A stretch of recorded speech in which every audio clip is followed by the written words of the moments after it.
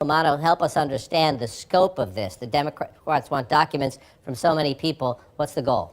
Yeah, it's a breathtaking in scope. Virtually everybody connected to the president in some aspect. People in his business world, like Alan Weisselberg, longtime chief financial officer of the Trump Organization. Ronna Graff, who is a longtime gatekeeper of the president from the Trump Organization. His sons, Eric Trump, Donald Trump Jr., his son-in-law, and former senior White House advisor Jared Kushner.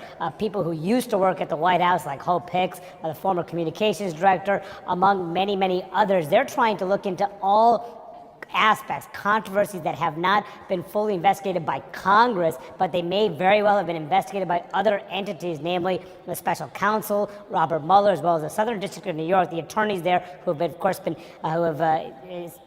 led to the guilty plea of Michael Cohen, who implicated the president in 2 crimes involving the alleged hush money payments of women who are about to come forward with their stories of those alleged affairs involving the president. They want to look into that aspect as well, including the letter they sent to David Pecker, who's the chairman of the parent company for the National Enquirer, to learn about the extent of their efforts to cover up some of those stories in the run-up to the 2016 campaign. They want to keep this going for weeks and months. Expect potentially public hearings. I talked to a committee aide this morning, John, who said that we're talking about weeks, not months, in terms of having hearings potentially in public. They want to be as, quote, transparent as possible, they're saying. And they have also had discussions with the Southern District of New York and with Mueller's team about the scope of this document request, and they've been essentially green-lighted to move forward. So essentially, John, this is going to continue